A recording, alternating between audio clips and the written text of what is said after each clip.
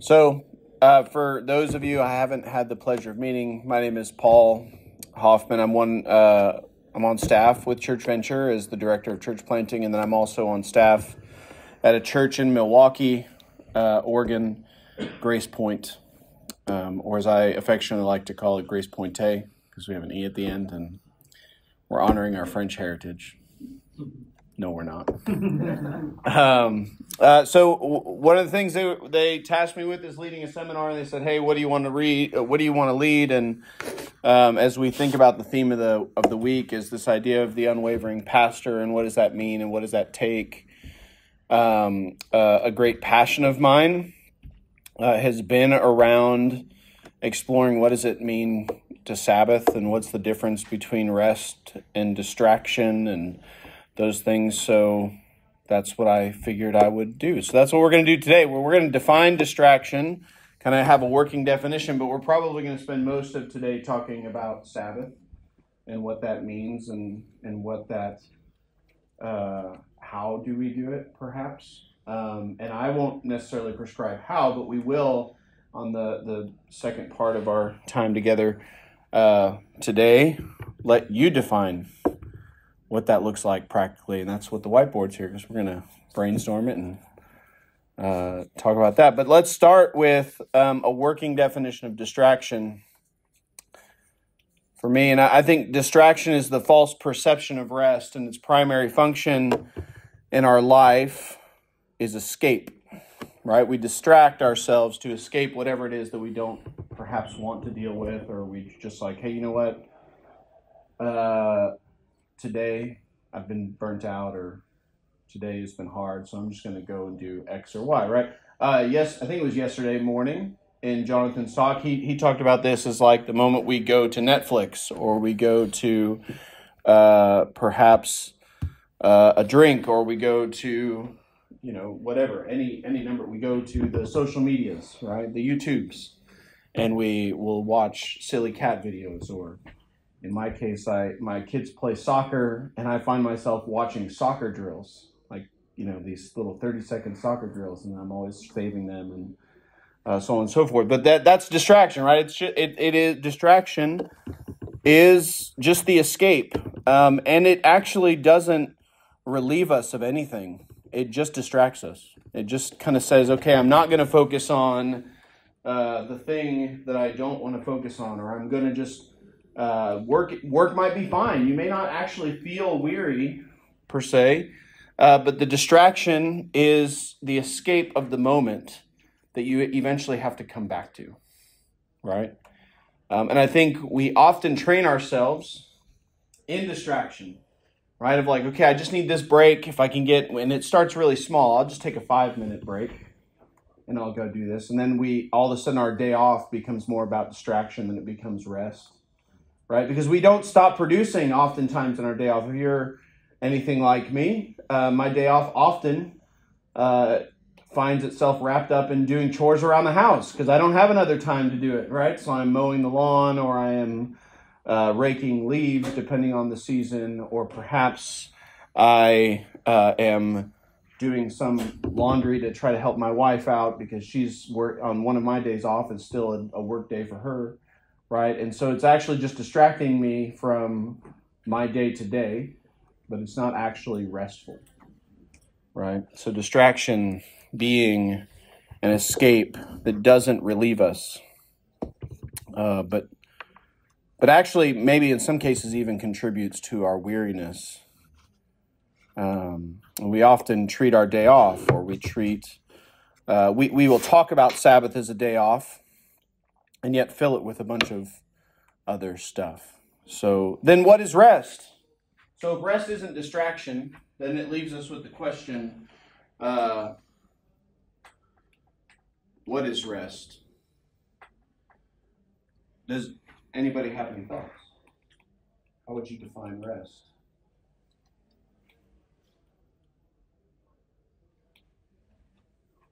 Well, Jonathan just defined it as Jesus. Okay. So. I mean, this is like a Sunday school class. We can throw that answer out there. Okay? Yes, he's not wrong. Jesus is in fact our rest. Hebrews tells us this, right? We're going to look at that passage in a second. What else? How would you define rest? Sleep. Okay, yeah, sure. There's a physical rest, right? Our bodies get tired. What else? Opportunity to re-energize. Okay, rest is re-energizing. Sure. It could be physical, mental,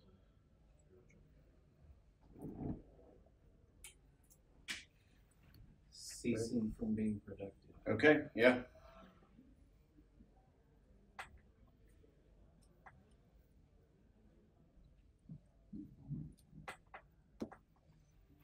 Anything else?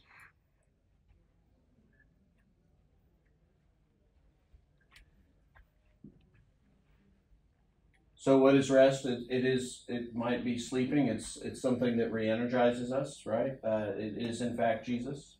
It's the ceasing of production. I think all those are good things. We probably don't have to go any further. Right? We figured it out, guys. But perhaps a few thoughts. We often look at rest, and we will say these things, right? Like it's not that rest isn't a nap, right? But is it more than a nap? Let's go to the scriptures in Genesis chapter 1. I love the opening lines of Genesis as the creation poem reads. You get to the sixth day, God says in verse 26, then God said, let us make mankind in our image and our likeness so that they may rule over the fish of the sea and the birds of the sky, over the livestock and all the wild animals, and over all the creatures that move along the ground. So God created mankind in his own image, and in the image of God he created them, male and female he created them. And God blessed them and said, be fruitful and increase in number, fill the earth and subdue it, rule over the fish and the sea and the birds in the air, over every living creature that moves on the ground. And then God said, I give you every seed-bearing plant on the face of the whole earth, and every tree that has fruit with seed in it. They will be yours for food. And to all the beasts of the earth, and all the birds in the sky, and all the creatures that move along the ground, everything that has the breath of life in it, I give every green plant for food. And it was so. And God saw all that he had made, and it was very good. And there was evening, and there was morning, the sixth day. Thus the heavens and the earth were completed in all their vast array. Chapter 2, verse 2, and by the seventh day, God had finished the work he had been doing. So on the seventh day, he rested from all his work. Then God blessed the seventh day and made it holy, because on it he rested from all the work of creating that had been done. Here's what I find interesting about rest.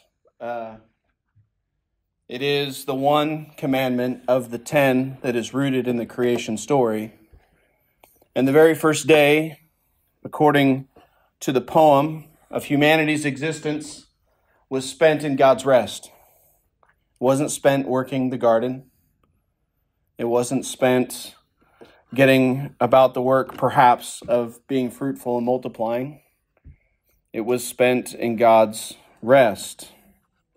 It's not just a commandment that was given in the pages of Exodus, Leviticus, Numbers, or Deuteronomy. It's baked into the creation narrative, right? It's the poetry of Genesis is such that here's how God created the universe, and here's what this looked like. And as he spoke, things happened.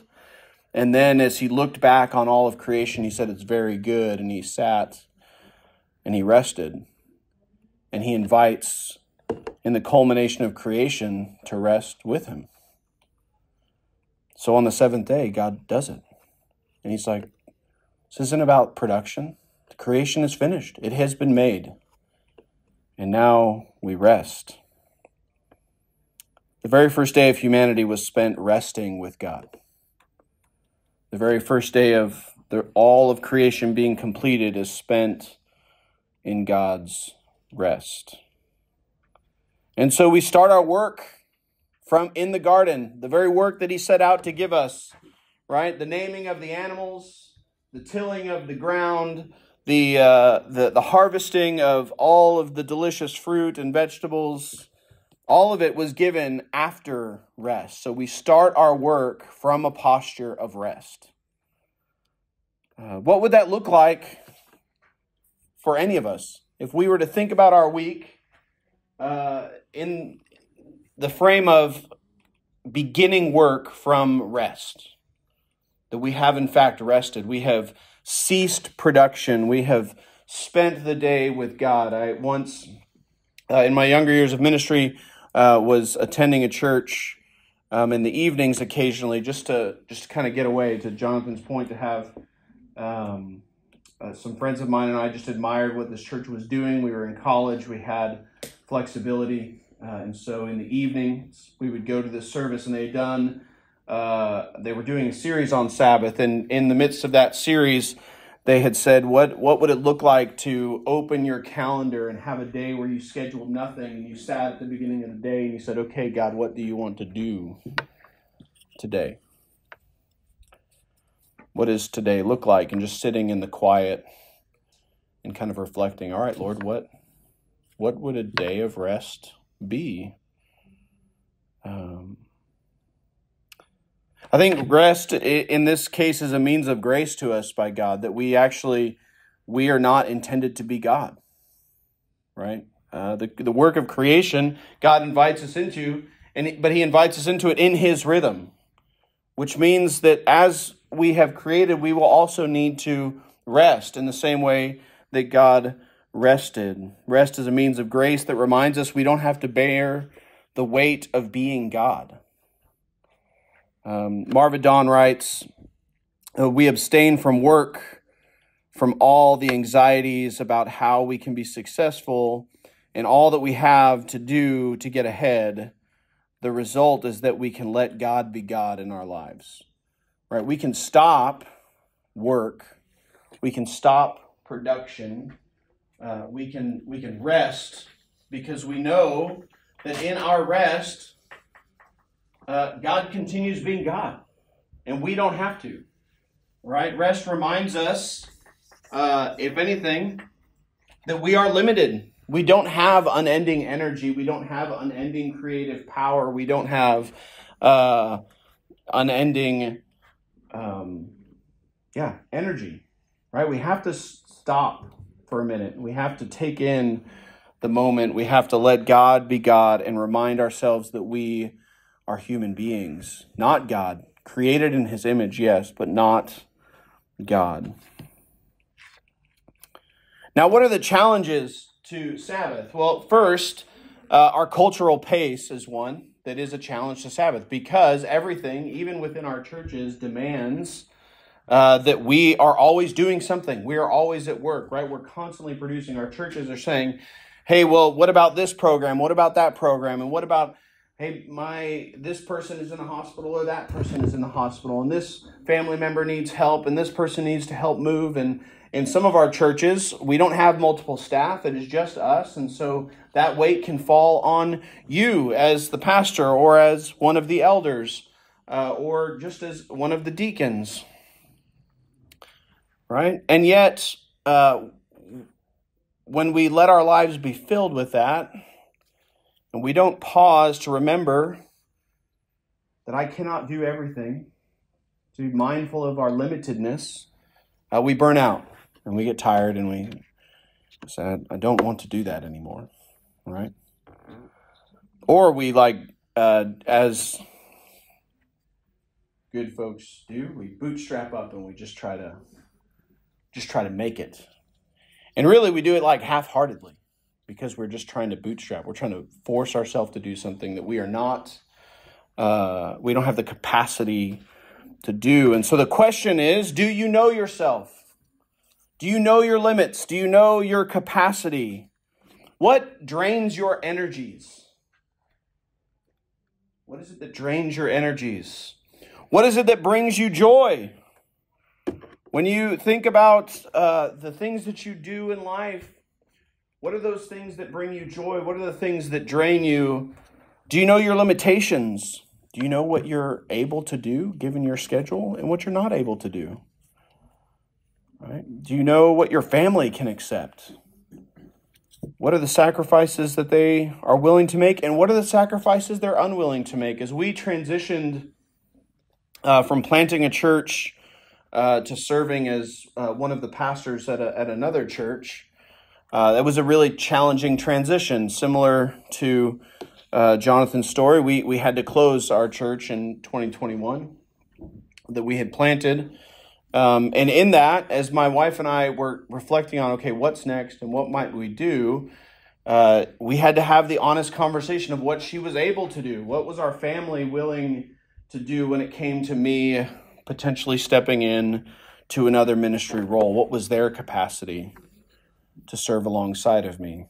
And how was I willing to draw the boundary lines for my family?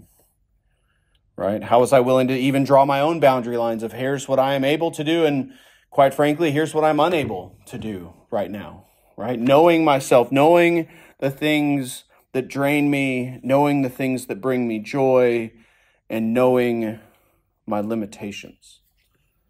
Church planting was a great teacher in learning my limitations.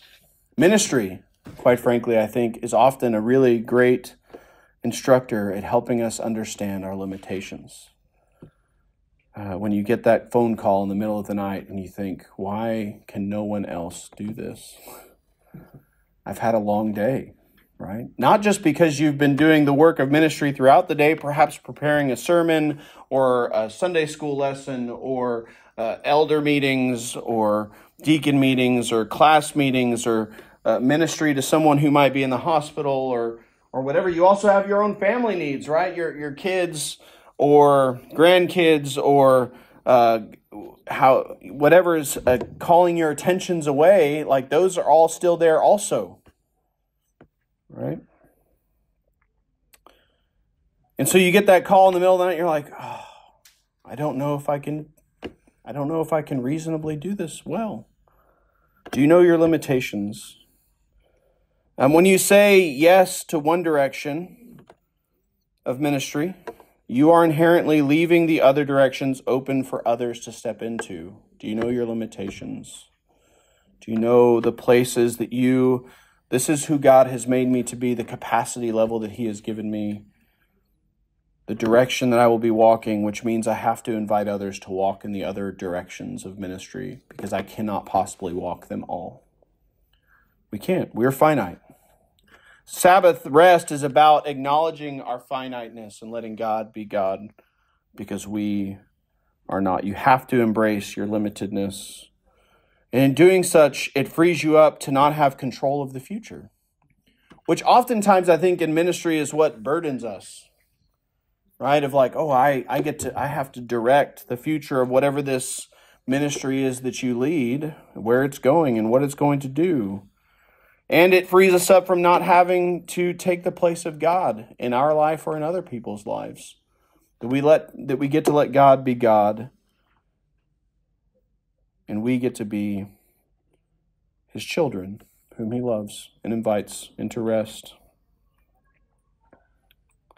Hebrews 4, I think, does a great job at talking about this.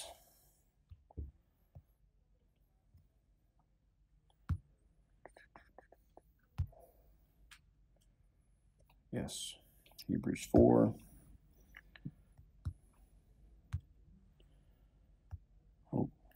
Chapter 1.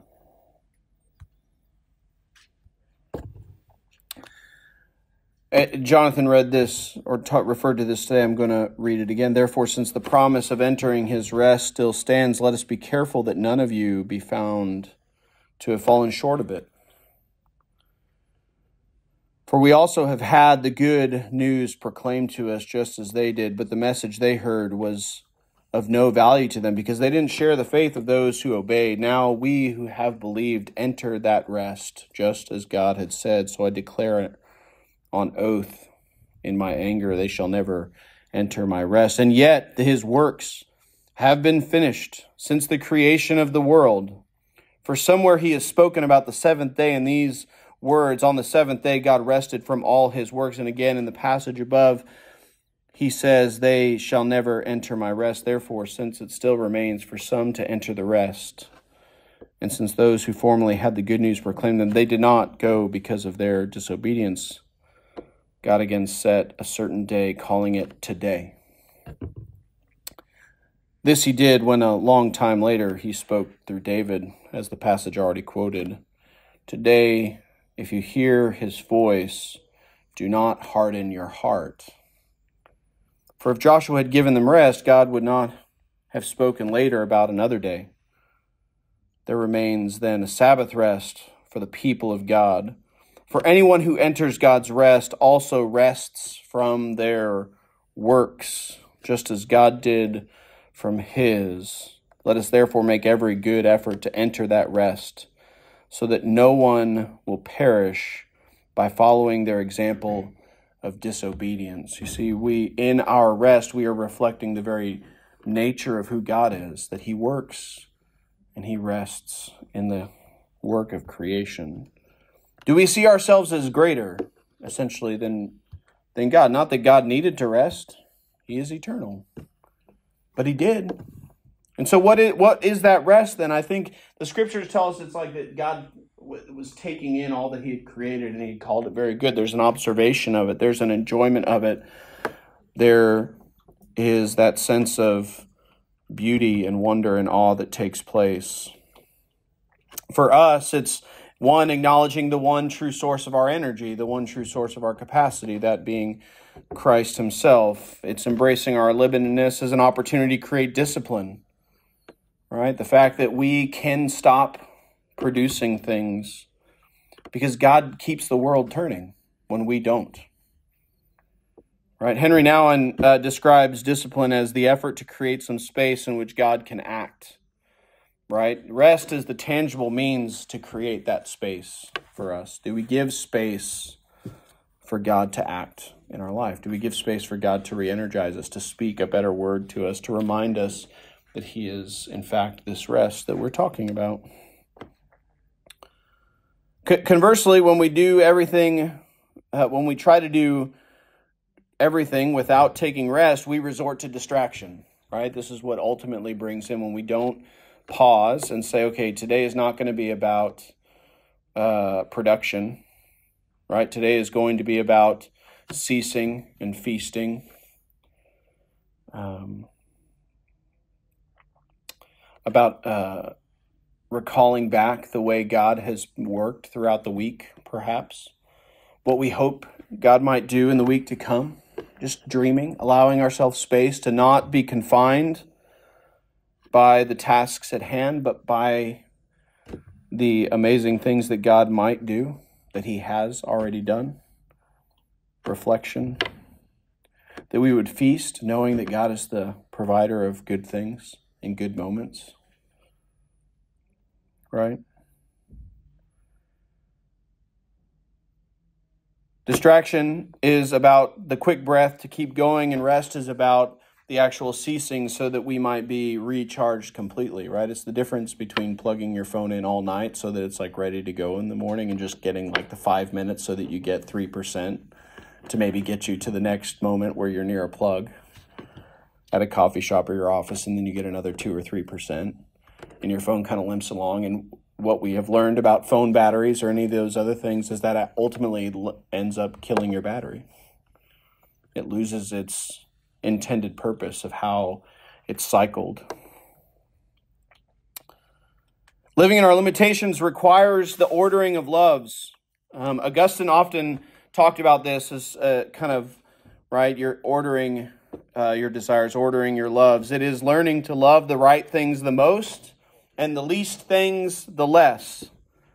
It's embracing the gift of being limited and finite. I can't stress this enough. Sabbath reminds us that we can't do everything, right? Which is a really good gift. Because when we think we can do everything, we also think we can be God. And we can be God to ourselves, and we can be God in the lives of the people that God has given us to shepherd. We can be God to our families, our children, directing and guiding them in all the ways that they should go. And we will often give them good things from the Scriptures to do, and we will give them good counsel from the Scriptures that come, and yet we are not giving it from the posture of who God is. We're giving it from the posture of who we are, because we haven't ceased.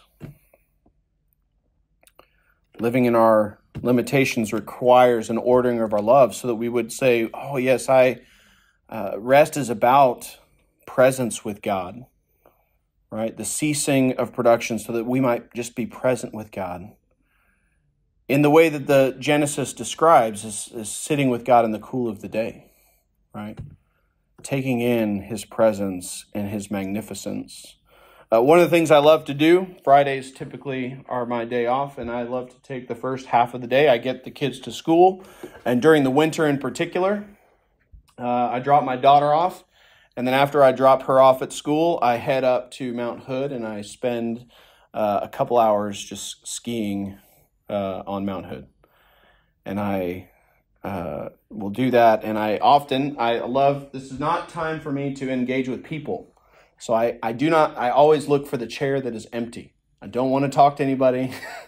It's the one time of day that I'm like, the Lord can bring them to faith through somebody else.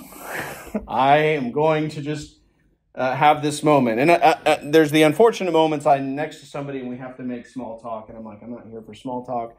I'm here to do this. But every time I get on the chair, I'm reminded of God's greatness and the beauty of Mount Hood.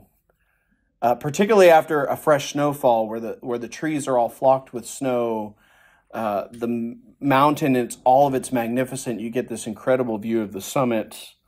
You're riding up and I'm like, oh God, you are in fact so good. And I sit on the chair and have to remember to get off because I'm taking in the moment of how good God is, that he would not only create this, that we would get to enjoy it and know him in it, but that he is actually present with me as I'm taking it in.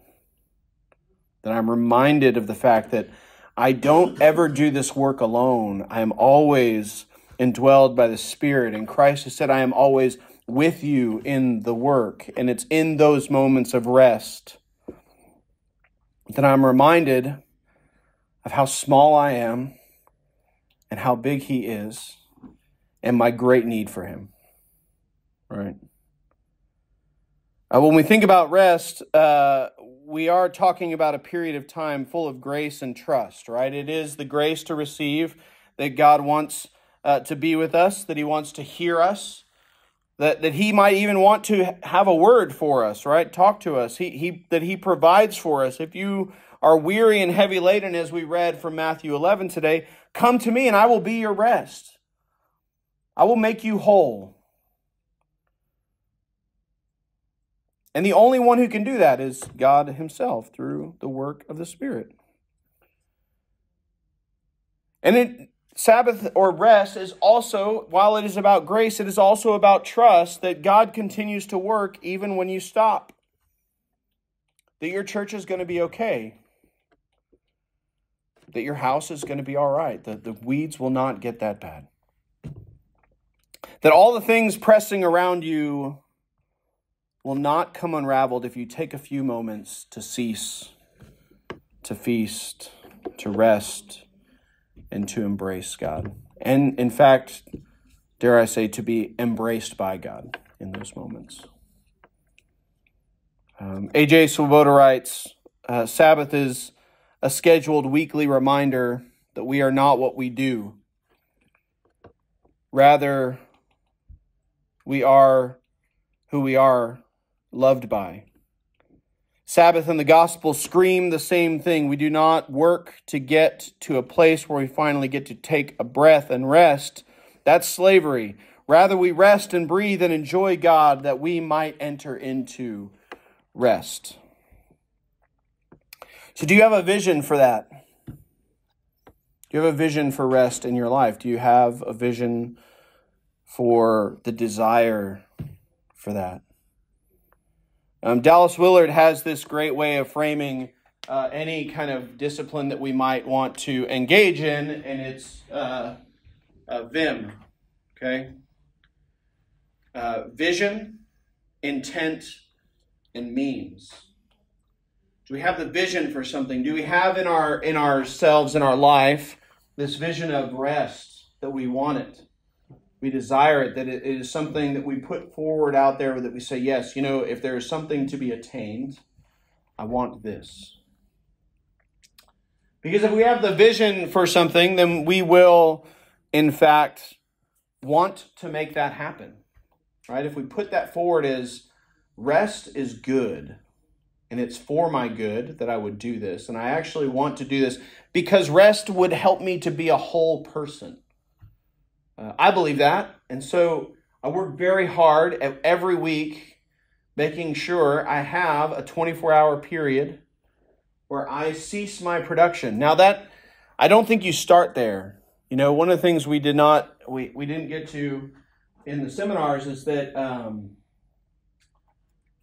as you try to enter into rest, yes, I think if you haven't had a rest, you don't practice Sabbath, as Jonathan said, we should repent of that.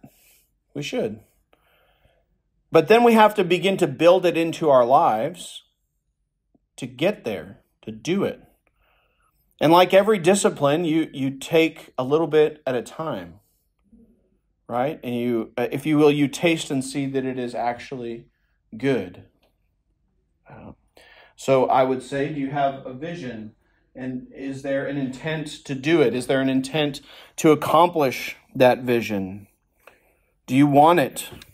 Do you have the want to? Do you want to make it happen? Which means you're going to have to say no to some things as you're saying yes to a new thing. And what are those things? Do you have the vision? Do you have intent? And where you have vision and where you have intent, you will find the means to do it. You'll find the means to do it. You'll make the space. If you have vision, you have the want to, you will find the means. This might mean, in my case, right, I might have to tell my kids, you only get to play one sport. My kids are at the age now where that is a big deal. They love sports, soccer in particular. And if you let it, it will rule your life, as I have found. And because their friends are all doing other sports, they want to do those too. And so I have to say no to all the sports sometimes, as much as I would love it. I would love to go to the sideline and do all the things. I have to say no. And I not only have to say no, I have to train my children to understand why it is that we would be saying no, because they're finite too. They can't play all the sports and go to school and participate in the family of faith and do all of the things. We have to raise them up to understand that too. And so it's about knowing what we have to say no to. And conversely, what do I need to say yes to? Right? Do I need to say yes to a vacation that I wasn't planning? Do I need to say yes to the log cabin where I'm going to not have an opportunity to get on the internet and doom scroll or watch YouTube videos or anything else, where I'm going to have to just sit in the quiet of the lovely woods of Tadmor? Right? It really is about being overdoing, right? Rest is about acknowledging that who am I before God? And who is God to me? Not about doing. It's a day with the Creator rather than a day in our creation. Right? And so now, what would a rehearsing rest look like?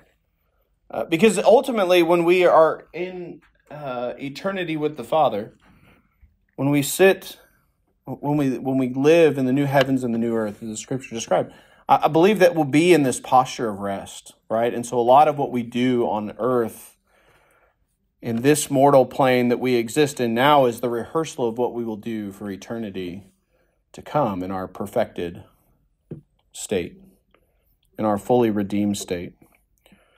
Right? So we're going to be praising the Lord in eternity. be like the great church service that we all yearn for. We're going to experience that in eternity. We're also going to experience rest in eternity. And so what does rehearsing rest look like? Right? We might ask ourselves, what areas of our life need to be reclaimed? What areas of our life need to be reimagined so that we can rehearse this?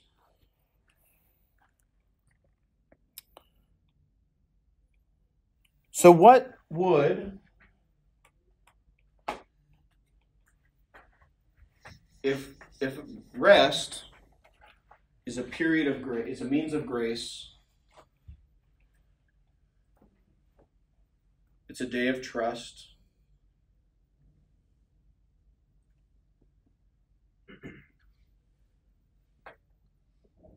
what would an ideal day of rest be?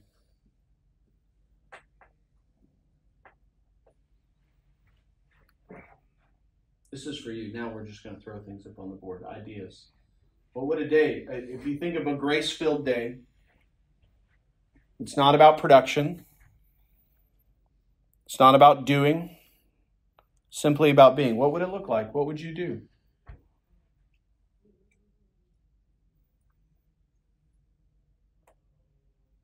Eugene Peterson wrote years ago something that stayed with me: pray and you play. Yes. Mm-hmm.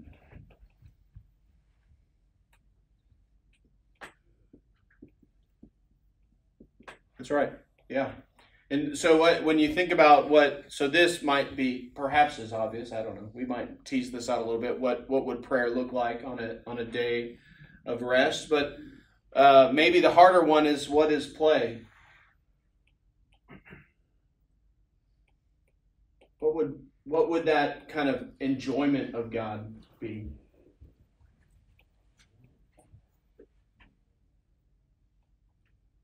So for me, I ski. That's what I like to do in the winter.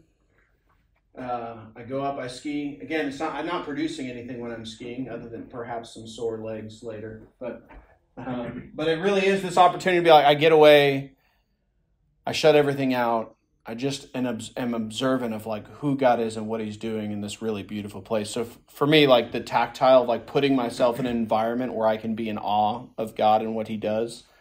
I grew up near Santa Cruz, California, and when I grew up going to the beach all the time, surfing and so on and so forth. And then when I came to faith, surfing took on a whole other like definition for me, because I then acknowledged I really am sustained by God. At any minute, a wave could just come and like push me down, or a shark could come up and just, jaws me, or whatever have you, right? But I love being in those environments where I recognize my own finiteness, like how dependent I really am on God. So being on the mountain, going 50 miles an hour down the mountain, like I realize I A, might be foolish, but B, I'm really sustained by who God is in this moment, like that the avalanche isn't coming, that a tree isn't falling, so on and so forth, right? So I love to be in those spaces that remind me not just of the beauty, but even of like the way that God sustains my life in those activities. What else? What would play look like? What have you found as far? Okay, so like your kids go to public school. One does, and one is in private. Okay, so I'm a youth pastor, and I work on Sunday. Yeah. So that's a production day. Yes. The kids are in school Monday through Friday. Yep. So if I'm leading my kids in this, that kind of leaves Saturday, which also is like the most key work day in my profession. Yeah. So what have you kind of discovered for balancing? I mean, skiing doesn't really seem like leading your family in Sabbath to me. That's like more of a personal thing. So I can go play basketball or do personal stuff. Yep. So what have you discovered as far as balancing, because I think of, the Exodus. Not granted, they were walking in the desert for 6 days. They stayed in their tent all day. Which sounds so boring and hot. Yeah. But, they didn't cook. They had the food from the day before. Mm-hmm. I'm just trying to think of like pictures, and then Christ just goes off on them for, you're not merciful on the Sabbath, and you're not practicing justice on the Sabbath, and that's wrong, so there's counters to that. What have you discovered as far as rhythm in this for leading your family in it? Yeah. For us, it has always been about how do we probably very rarely get to a full 24-hour period where this happens. That's the goal. If I'm honest, I would love for us to figure out how do we get to a 24-hour period. The way I've been introducing it to my kids. So one, you can't lead what you don't do yourself, right? So this is, for me, why I talk about this for me personally is, as I learn these things, now I transfer them to my family, right? Like, hey, what does this look like for you?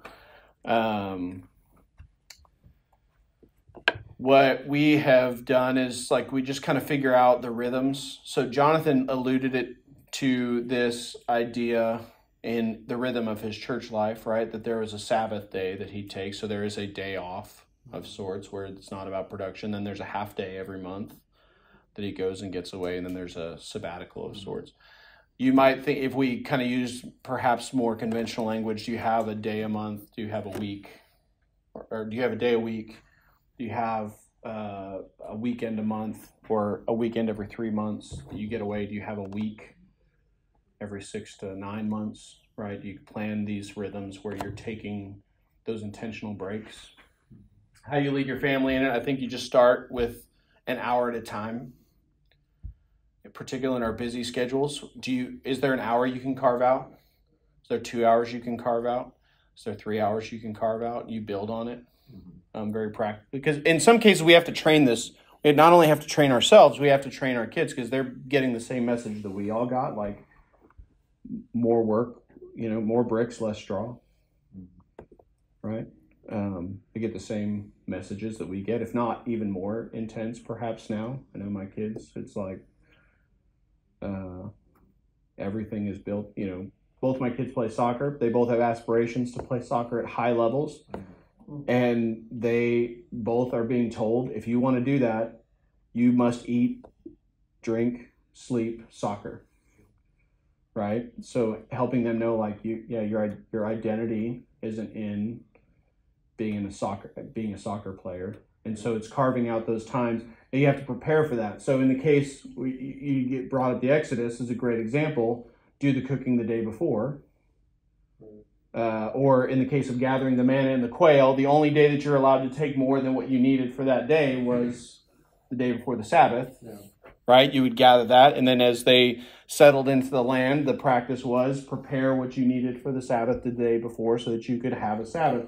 I would recommend this book, Subversive Sabbath, by Swoboda. He talked really practically about what that looks like for him and his family, and that's Saturday morning, for example. One of the stories he tells in there is it's like pancake day, and you don't have to make your bed that day. Is how it starts. You can just kind of just live half the day if you want in your pajamas, and then they have pancakes. Every Sabbath for them is pancake day, and so they get to put whatever they want on the pancakes, and they get to enjoy it. It's the feasting part of it, right? One of the things I think we sometimes get wrong about Sabbath too, which makes it confounding, is we think it's like, so I did say, I do take a moment where it's like, this is just me time. I don't want to interact with anyone because like my whole life is interacting with people. And while that generally does fuel me, I still have enough of introversion in me that I'm like, I have to get away for just a second. So I like to do that. But Sabbath is also deeply communal, right? As they would, the Israelites, as they would do stuff, they would have these feasts together. They would take all the food that they prepared and they would feast together, right? So who are you doing it with, right? Do you have another family that you might feast with? Do you do that with your family? Like find those rhythms. Again, prepare for it, plan for it. Okay, we know we have a 5-hour window where I don't have to do anything and you don't have to do anything. So the first hour of that 5-hour window is going to be decompression, right? We're all going to try to get off our phone. Really practically, we're all going to put that away. So let's get the fighting out of the way early. Get that, your internal fighting and then your external fighting about that. Let's put that away. That way the next 3 to 4 hours can actually be spent in enjoying who God is and who each other are, right? So it really is just, I think for me, it has been finding the creative ways to say, okay, if we can't get to a full day, what are the ways that we can build it into blocks of time, you know? So the new rhythm for our family is going to be Tuesday nights. It's one of the few nights we don't have anything going on. It was a recently freed up night, and so on Tuesday nights, my family and I are going to shut off the TV, and we're not going to talk about those, you know, like soccer or any of those other things, and we perhaps might play a board game together. We'll read stories together, laugh together, enjoy a meal together, and we'll have this kind of blocked out time. So can you find those blocked out times that you can then build on to get yourself to a 24-hour period? Yeah, and I guess, I mean, as I'm just kind of beginning to engage more with the idea, you know, I've thought about it in Bible college or whatever, but that was a couple years ago. You know, maybe Saturday just, I mean, in a way, maybe the Sabbath is kind of an assault on idolatry, you know, like as a youth pastor, I can look at other people raising their kids, practice 7 days, traveling around, sure, be like, hey, that looks kind of like idolatry. Yeah. But when you're in it, it probably doesn't feel like it.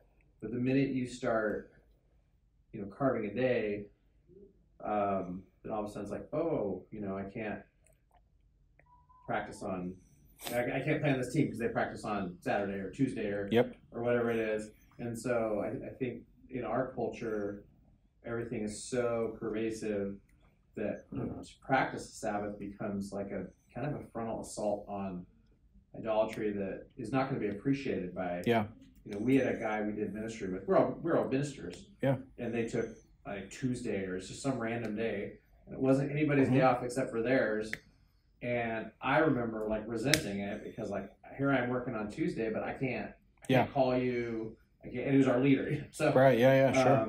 And so his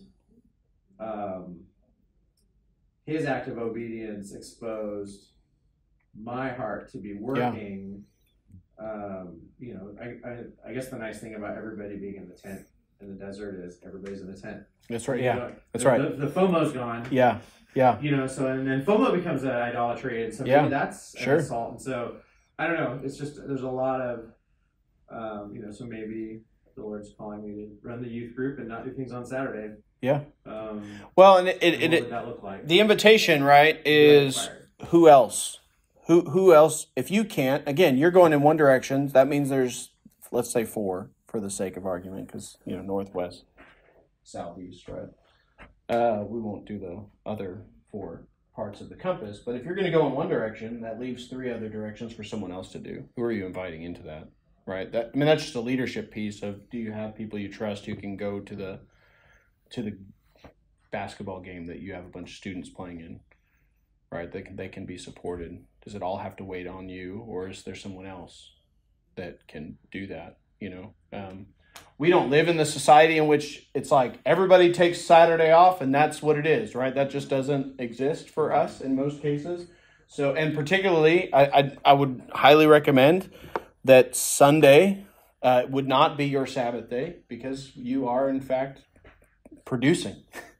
Right? You're having to produce because there's those counseling moments that happen after the sermon. There's all the criticism that's flying your way, perhaps because you had this goofy illustration that nobody got. For me, it's always a Lord of the Rings illustration. It brings all the things. So Jonathan, the other day, when he took the deep cut, I was like, my soul is revived. Right? But my congregation does not appreciate these illustrations. And so I received the criticism. And that's not restful, right? That is something entirely different that I'm not always sure what it is, but it exists. So Sunday's not a restful day. In fact, most Sundays I'm more exhausted than I am any other day, right? If I'm honest. So yeah, it is finding those odd spaces throughout the week to say, okay, where can I do this? When can I do this? How can I do this? What's funny to me, I think, to the idolatry piece, when we would list, if you were to list out the 10 commandments and you were to say, okay, the first one, have no other gods before me. That's a good one, right? We all would agree. God is the only God. We shouldn't have any other gods, right? You start getting down the list, and we would also say, like, don't kill, good commandment, or, optional. Decent. Right? Don't steal, good, yeah. Don't covet, yeah, of course, right? Here, the irony to me is the one that is almost always balked at is observe the Sabbath and keep it holy. Like, the commandment to rest is the one we're like, optional. Of the 10, it's the one we're always like, To your point, I think it exposes the idolatry of production and of work, right? Work is not bad. Work is only bad when it becomes your God, right? We are given work in the garden. We are created to work. But we work out of the posture of rest. Because again, the way the poem of Genesis opens up is that we spend our first day in creation in God's rest. And then Genesis goes on to talk about all the things that we do in the garden. Right? We're naming animals and we're cultivating trees and other plants and all this other stuff. So it's the one commandment that's baked into the beginning of creation, and it's the next commandment that, as we read in Hebrews, it's like, hey, your best life now, to quote a great theologian, just kidding, is in fact rest. It's resting in who God is, acknowledging your limitedness, that God is God and you are not, that you don't have to bear the weight of the universe on your shoulders, that you get to pause. And we get to teach our families to pause, which is really hard to do because I feel the pressures, as I'm sure you guys all do, of like the work that has to get done, right?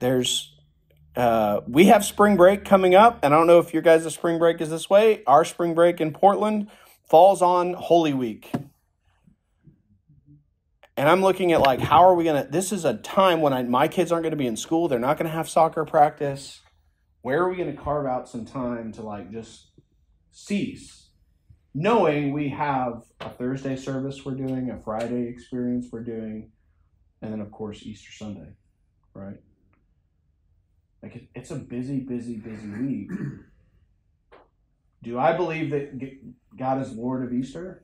Or do I think ultimately that's what I have to ask. I have to ask my leadership team that I serve with the same questions, right? Do we think that God is the one who brings, like if anyone comes to faith on Easter, and I pray they do, is it because God is doing the work in their hearts, or is it because we put on a great production, right?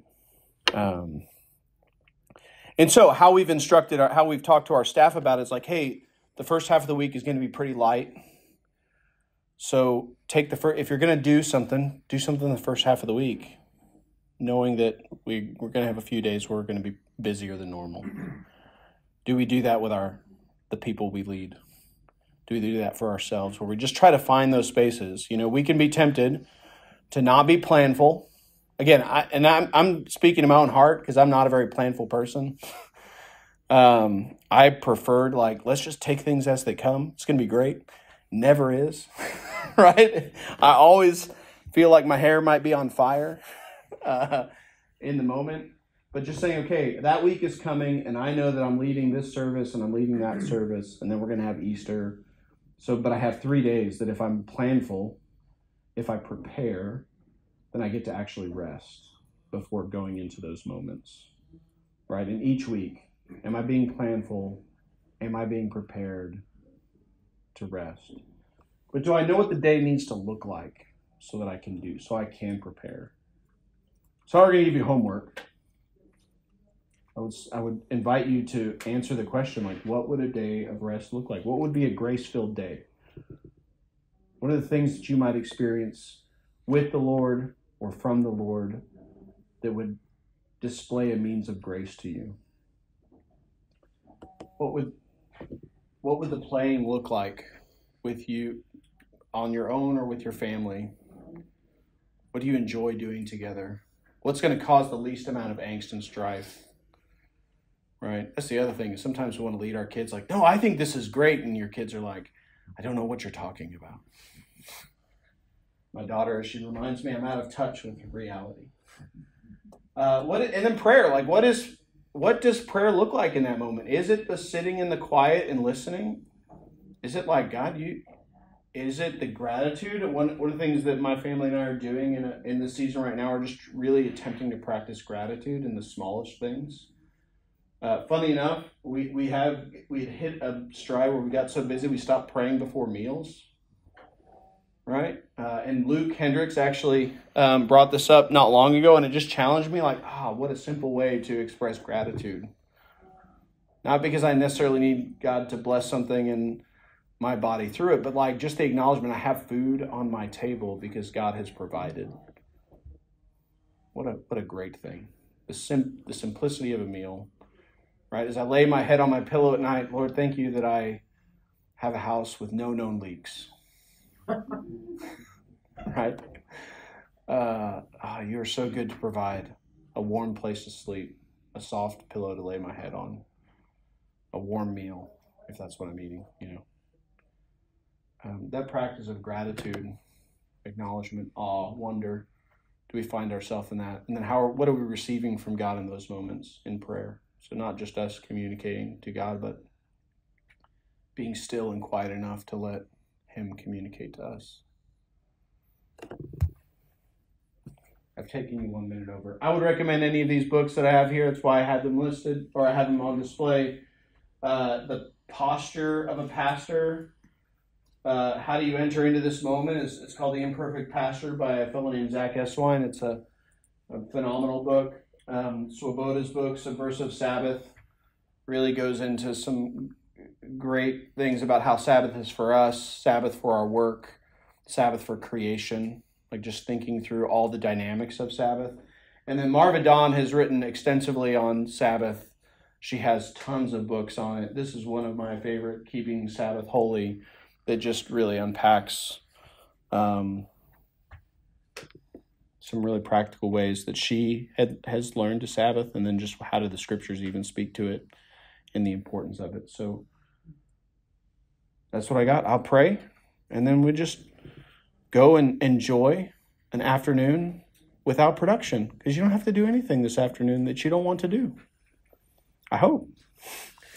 Jesus, thank you that you are in fact our rest. Thank you for your kindness toward us, that you invite us into rest, that you would refresh us, recharge us, that you're the one who makes us whole. God, would you help us to fight for those moments of rest? Help us to not turn to distraction, to escape, but turn to a rest that is fulfilling and prepares us for anything you might have us do. We love you, Christ. It's in your name we pray. Amen. Amen. Amen. Thank you.